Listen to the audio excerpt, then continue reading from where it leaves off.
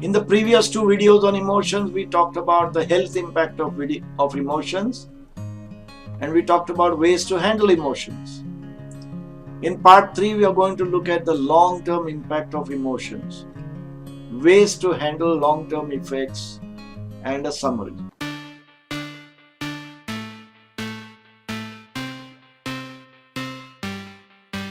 So what are the long-term effects of emotions? The effects of emotions on the body: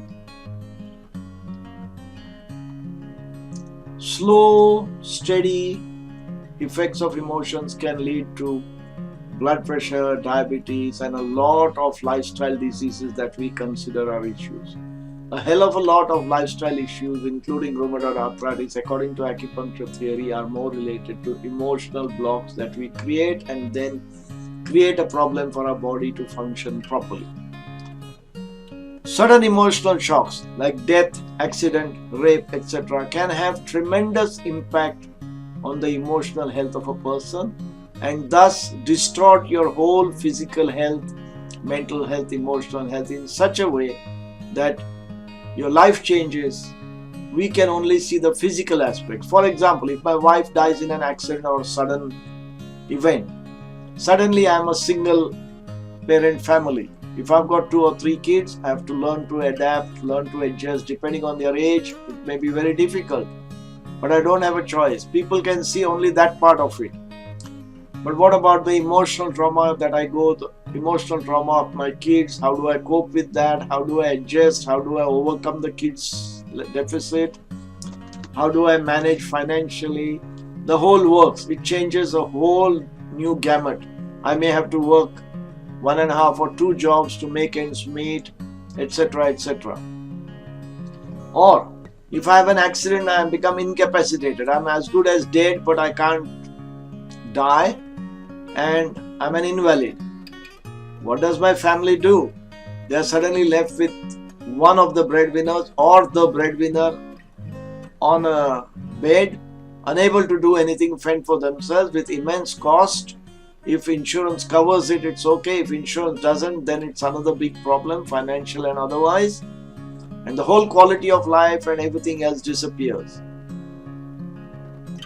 Similarly, if somebody has been raped, a young girl has been raped, it can crucify her relationship for life. She may not want sex at all. She may not want union. She may not have a relationship. She might have difficulties having a relationship. If she's bold enough to overcome that and manage a relationship, that is incredible of that person to do so. But she needs the right partner. And such are the sudden emotional changes that influence our body and affect us to change ourselves. Then there is the slow, constant, chronic stress due to shouting, fear, sexual abuse, punishment, etc. can lead to issues of health as well. Let me take a very simple example. If I am shouting at my kids all the time, oh, you useless people, useless this, useless that, you are no good, you are wasting time, you are not studying, you are not performing, etc. There's a possibility my kids hate me.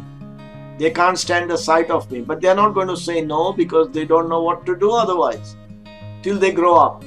And when they do grow up, there's a possibility they'll be alienated from me. And then I wonder, I was being so helpful. I was just trying to help them. I was just being a good parent, trying to push them towards betterment. Now they hate me.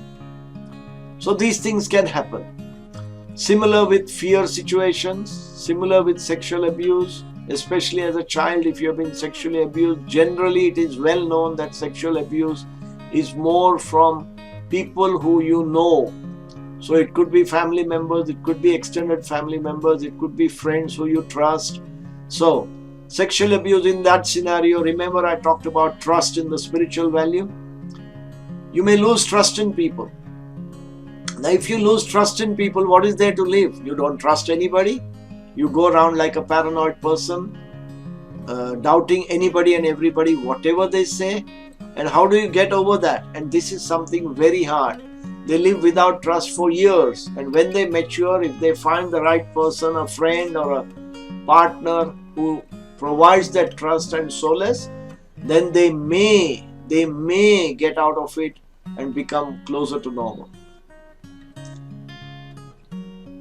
Now, the sudden emotional shock or the slow, constant, chronic stress, both can cause short and long-term issues. They're definitely going to cause issues. There's no question about it. Okay? Short-term issues, definitely. Nobody loves fear. Nobody loves shouting. Nobody loves sexual abuse. Nobody loves punishment. So there's definitely short-term issues. Nobody loves having a death in the family, having an accident affect somebody. Nobody loves rape. So there is definitely short-term issues. But a lot of that can translate into long-term issues as well. Okay? And they are not of a minor nature. They become quite severe, but they become hidden, and it gets incorporated into their personality, into their attitude, into their behavior. So for example, somebody who has had sexual abuse, or somebody who has been fearful because of constant pestering by somebody, or somebody who has been punished a lot, can either have two ends. They become very fearful and become introvert, and they will not react to people at all. They will not like to mix with people, because if they mix, they do not know whether this person is going to be helpful or dangerous for them. So it's better to avoid them. So they may become loners. They might choose careers that are loners. So they might become wonderful accountants or computer professionals who sit in a box and don't want to interact with anybody. They are happy to interact online, but not in person, because they don't trust them. Okay, so these things can happen. Or they can rebel and become physically strong and start what I call becoming like hoodlums, where they show their aggression and they feel aggression is the way to achieve things, because that is the only way to show these people who have been abusing them that they can also give back. And they are not really wrong in a way, because they are so angry and so frustrated and so full of life that their life has been screwed around royally by people who have abused them in any way, shape or form, that they become rebels. So both can cause short and long-term issues. A lot of times they may or may not be acceptable as causative factors, as they are either long time ago or consistently suffered, so becomes a part of you. So now let us say the shouting. If I as a kid have been shouted on for years, 10, 12, 15 years before I leave the house, I might think that is normal behavior for a family. I don't even think that shouting. Now also don't forget that shouting will not be only at me, it will be at my siblings, it may even be at my mom if the father is doing it, or it may be at my dad as well if my mom is doing it. So to me, life is about parents shout. They make a noise. They scare the hell out of us. It is only when I go out of this world, outside my family, and start interacting with others and see that somebody is going, "Hi darling, how are you? Did you have a good day?" And I sit back in trepidation and awe and say, is this what normal is about?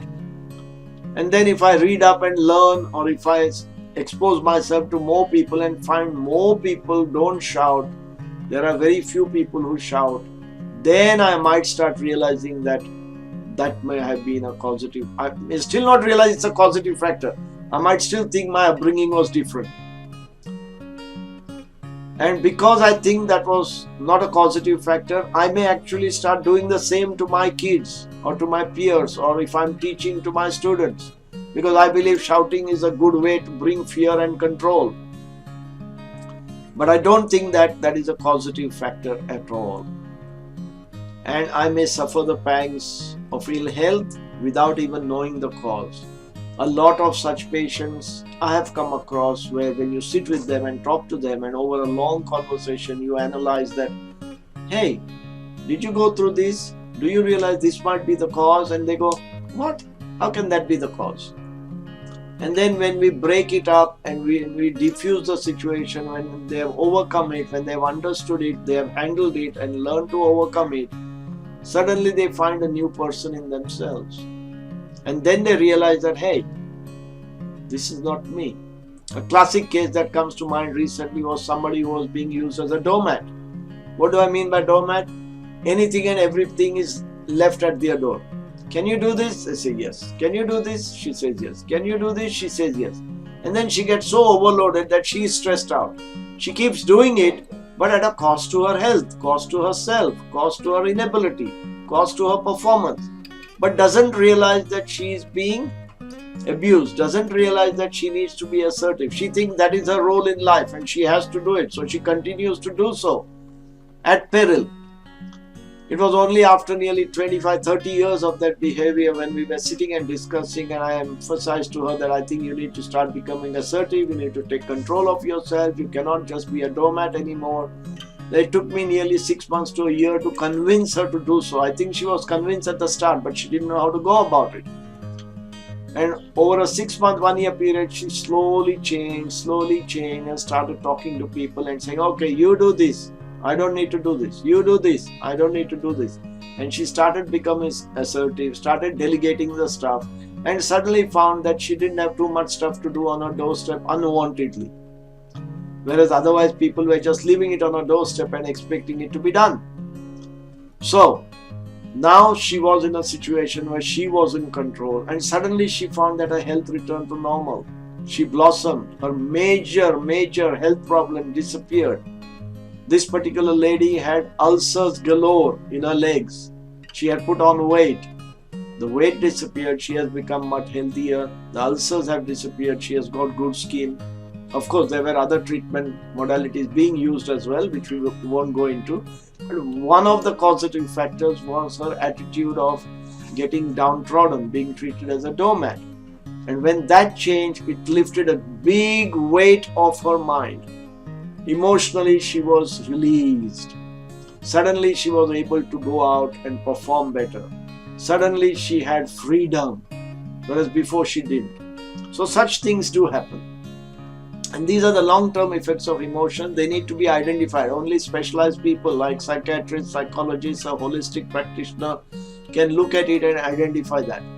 We in acupuncture can identify it because we look at causes of disease as physical, mental, emotional, and spiritual. So if you are not finding certain conditions, and if you are not getting results, or even before that, when we are diagnosing, if it's evident that the cause of disease is some emotional or spiritual issue, then we try to handle that differently straight away. I think Ayurveda has got a similar concept. So if there are Ayurvedic physicians who handle it the same way, then they are going to get better results as well.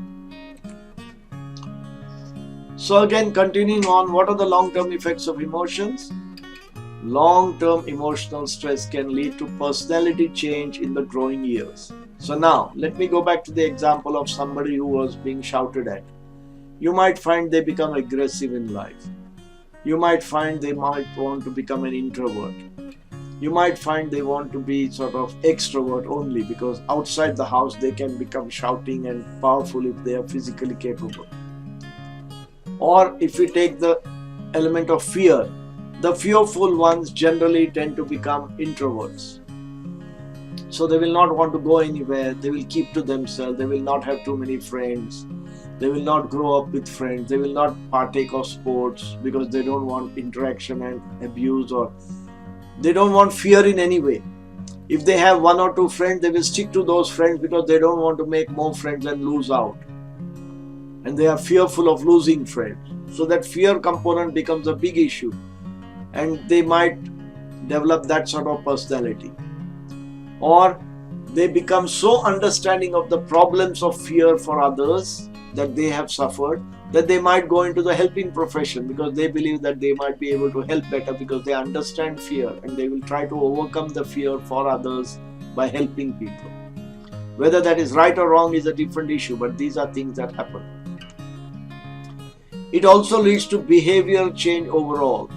So when you're talking to people, you will always tend to have your head down, no eye contact. You will say things that are just acceptable rather than what your mind feels, you never speak your mind because you don't know whether the other person will accept or not accept. If you're in a relationship, you may be in a submissive relationship, not an equal relationship. The relationship may be more submissive nature, where you are submissive to everything the person wants to say. You may have different attitudes to life and situations. So you may not be risk-taking. You may just be protective of yourself so that you don't fall into a situation where you get into trouble. You're just avoiding situations in life that could create more problems as per your perception. They may not really, but you think so. So you may not go on picnics. You may not go on overnight journey alone because you don't know what the threat is going to be. There is an inherent threat around you all the time, possibly made by yourself, but due to your experiences, that becomes real. So now you're forever in a mode of fearful nature. Strange behaviors may happen which are not normally evident. So you may become a sleepwalker, you may start sort of behaving differently, you may be aggressive to some people, family, friends, even though as you get older, because you realize that these were the cause of some of your problems, but you can't openly point out to them and say, you caused this to me. But in your own way, you're rebelling and saying, I know, I don't want to talk to you. And people start relating to you and say, oh, she talks differently. She's not the good old person she was. How can she be the good old person she was when you have treated her like this for the last 10, 15 years? Limitations in life, sometimes self-decided. Because of your growth under such circumstances, you may actually delineate your life and put limitations for yourself. Like I said, you will become a loner, you will not tend to mix with people, you don't want to make too many friends, you want to be living your life in the four walls and be peaceful and quiet and try to live within that means. Safety in behavior to ensure no new issues are created. So if you are interacting with people, you always want to make sure you're okay. One of the classic symptoms of that is you talk to somebody, you're working for a boss, you do something, and invariably you'll say, did I do it right? Is that correct? And you tend to do more than others because you just want to make sure the boss is happy. That makes you feel safe. Unfortunately, some of this scenario is abused by the boss by pushing more work, by trying to manipulate you, etc., which is a different ballgame altogether. And you may not be in a position to understand that manipulation. So that creates further problems and you get further abused because people are able to see through your situation and manipulate that behavior to suit them.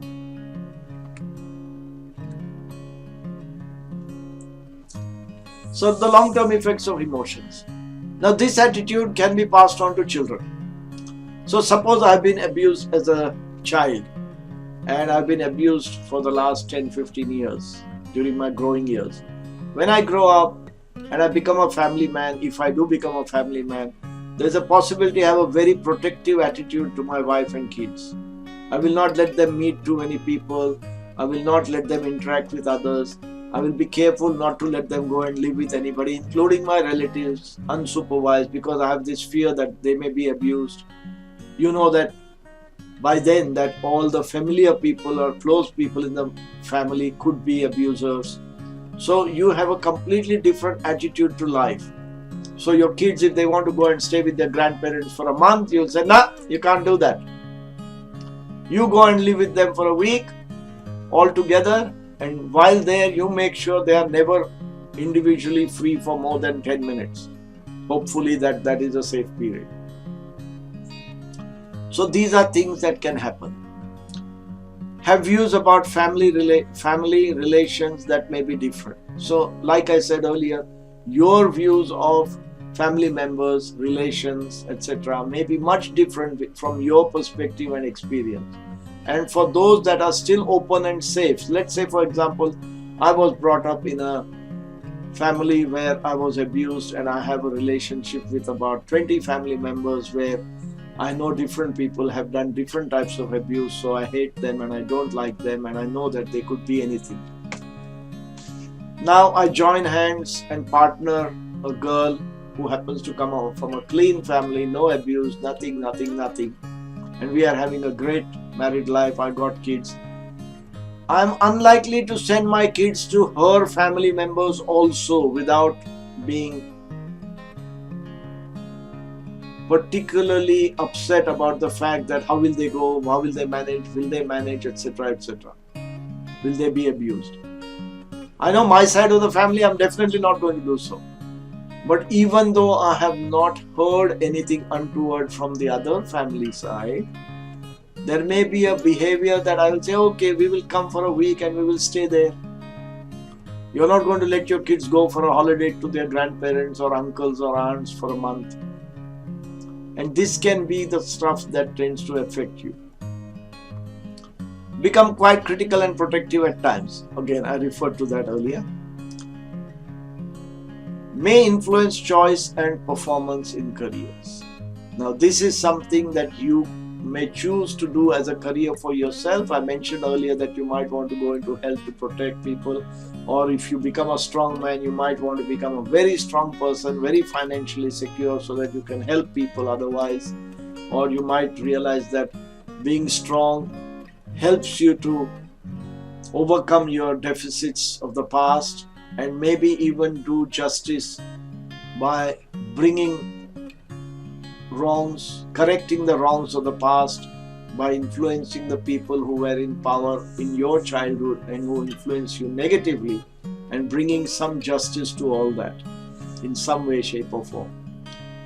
It also may lead you to choose careers that will bring justice to that scenario, whether it is fear, whether it is shouting, whether it is sexual abuse, whether it is dominance. And that could be, you might be a psychologist to help people, you might become a lawyer to try to defray such people and work with kids who have been abused so that you can bring justice to the world, etc., etc. And that is your way of influencing your choice of careers and performance in life.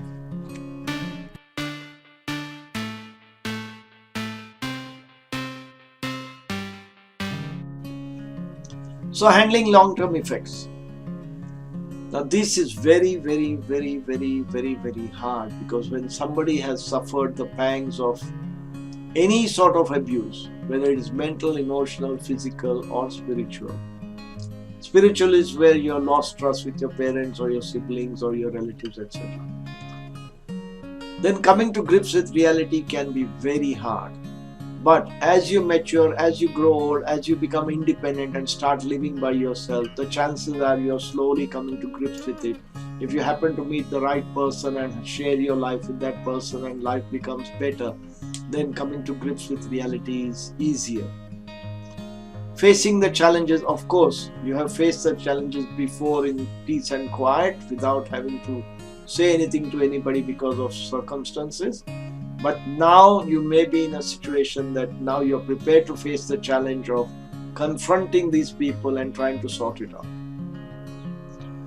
Sometimes sorting out helps for yourself, sorting out the issues and handling them safely.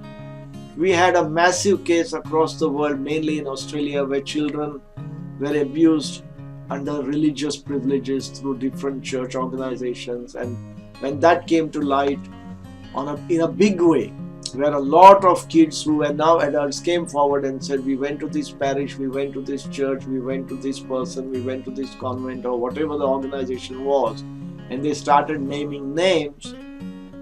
As a collective, they found greater support and they found some solace. I can't say whether it fixed it, but definitely they found some solace in the fact that justice is being meted out. Okay, so sorting out the issues and handling them safely. Adapting to change successfully. Now it's not easy.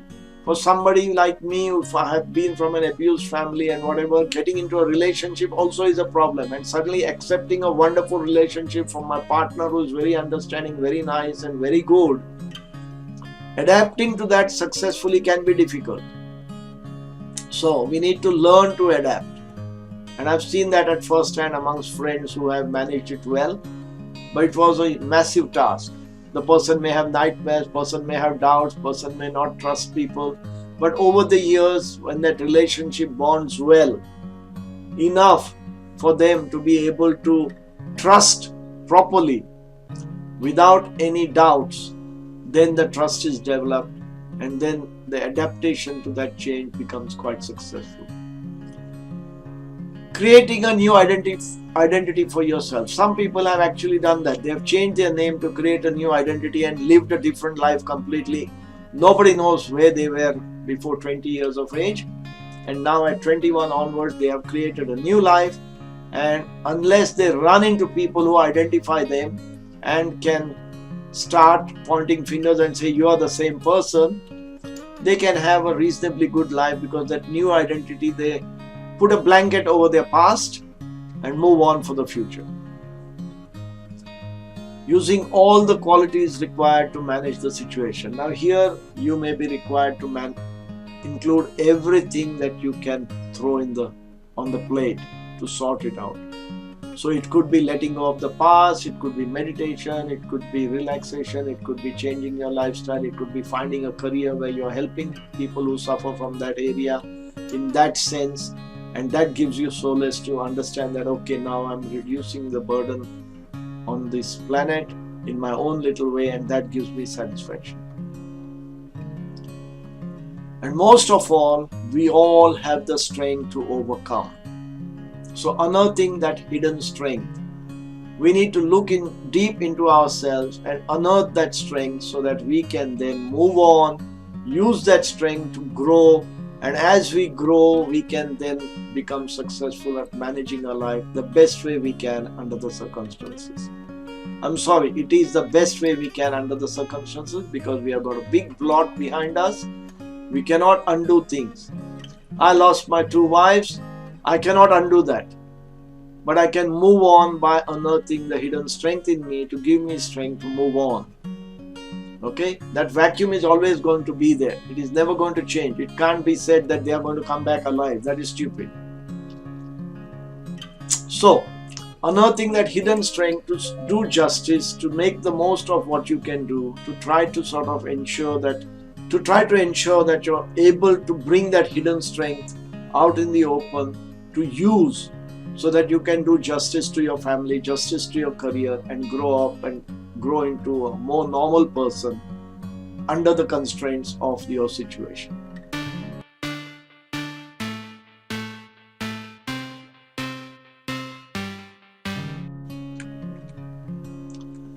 So to summarize, understanding long-term stress effects, we talked about that. Coming to grips with reality, we talked about that. Facing the challenges, yes, there are lots of challenges, but we need to face them. Sorting out the issues and handling them safely. Adapting to change successfully. For some, creating a new identity for yourself. Using all the qualities required to manage the situation, and unearthing the hidden strength in you. We all have that hidden strength. We just don't tap into it.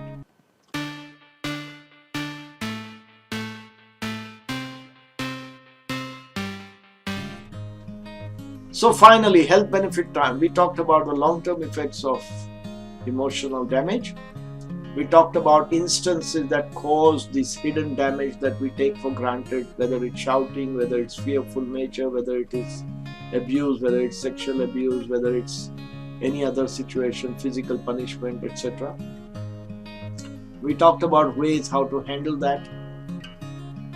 And when it comes to doing, I don't expect you all to go through all this and experience all that, but become understanding of this scenario for yourself, for your friends, for your family members, and for others around you, and see if you can educate people to say, hey, hang on, shouting is not good, constant shouting is not good, occasionally is okay. Any sort of abuse is not acceptable. Be warned, etc. And then as you become more emotionally in control, as you become more better at it, you're slowly moving towards better health and thus becoming freer from disease.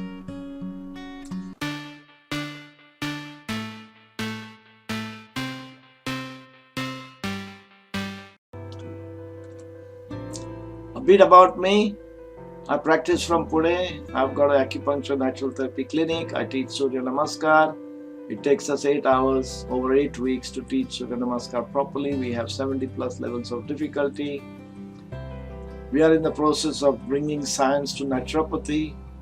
I'm a Shivambu practitioner and an expert at it, so I propagate that a lot. We are offering a free internet clinic for the last 4 or 5 years, where people can contact me on email and I try to connect with them and give them advice that can help them in their health. Presently, that's going worldwide, and a lot of people are benefiting. At least that's what they tell me. And now we are looking at this series on health, where we are propagating freedom from disease, and we are coming to you with different topics every week. We are halfway there, and we are getting a good response. And this goes on for another couple of months. So we expect that all of you would like to listen, understand, bring it into your life, bring change to your life, and hopefully head towards becoming freer from disease. On this note, let me say goodbye to you. Thank you very much. Bye bye, and I'll catch up with you next Thank you, week. Anand Bapat, for your valuable information on health. This series is a 15 to 22 part series on developing oneself into a healthy person. This series will educate, guide, and provide support through our online educational and support services to enhance your health. All queries are welcome on the following email.